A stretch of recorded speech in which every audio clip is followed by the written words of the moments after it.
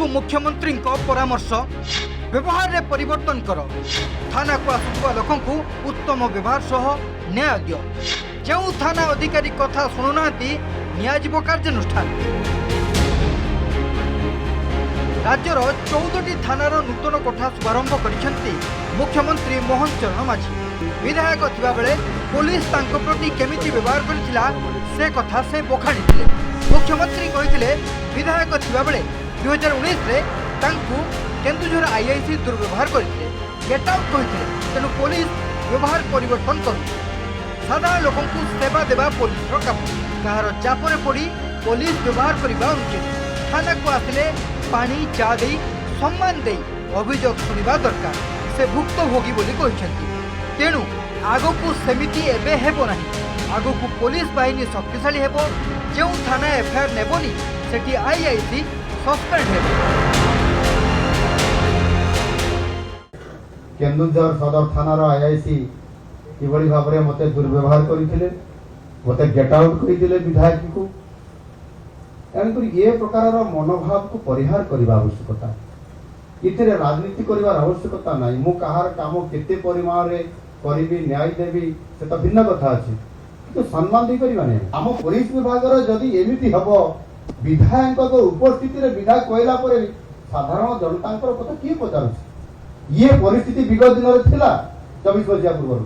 एबे गोटे हेबा पाई मु देबी नाही। जे पुलिस अकादमी पाई गोटे बड़ो दिन 4 जन डीवाईएसपी 171 जन सब इंस्पेक्टर आज pass out होउछंती।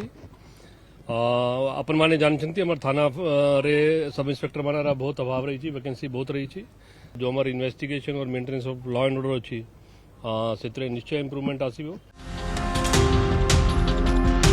Biju Pattnaik police academy रो शेष होइछि दीक्षांत समारोह। अष्टम बैच 4 जन डीएसपी और द्वादश बैच 171 जन एसआई ट्रेनिंग शेष करिसेंती। उत्सव में मुख्यमंत्री अभिवादन ग्रहण करथिले। मुख्यमंत्री कहिसेंती अपराधी माने हाईटेक अपराध करुछंती, ताहा उचित चैलेंज। उत्तीर्ण होइतिबा समस्त एसआई को बाइक, लैपटॉप और मोबाइल दियाजिबो। एहा तदंतरे सहयोग करिवो। लोकंको सुरक्षा पई नुआ नुआ थाना खोला जिवो। सेहीपरि 2000 नुआ ट्रैफिक पुलिस पदवी रे नियुक्ति दियाजिवो। भुवनेश्वर ट्रैफिक समस्या सुधारिबा पई तृतीय ट्रैफिक थाना खोलिबो। सेहीपरि राज्य रे आ 2500 गृहरक्षी पदवी पूर्ण कराजिवो। सेपटे पास आउट पुलिस कर्मचारी को 2 वर्ष धरी आउटडोर और इनडोर ट्रेनिंग दिया जाइछि।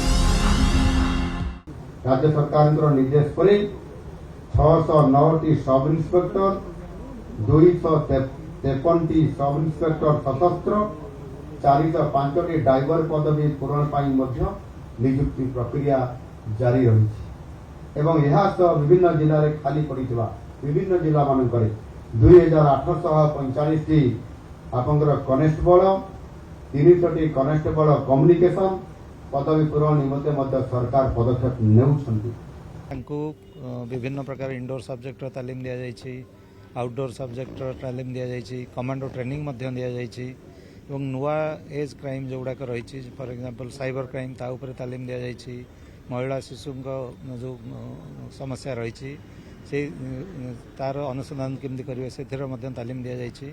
तेणु से नुआ करिकी जतले फील्ड रे योगदान करेंगे पक्षरे समस्त दक्षता जमी रही समस्त प्रकार तालीम दे उपयुक्त ऑफिसर हिसाब से तैयारी करछु।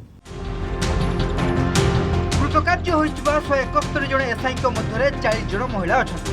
उत्तीर्ण होइतिबा डीएसपी और एसआई मानकु राज्यर विभिन्न थाना रे मुतयन कराजिबो। एही अवसर रे विभिन्न क्षेत्र में पारदर्शिता लाभ करितिबा पुलिस अधिकारी को भी सम्मानित करा जायतिला। भुवनेश्वर कैमरामैन गौरव प्रसाद राजगुरुंको सह दीपक सामल, न्यूज 18।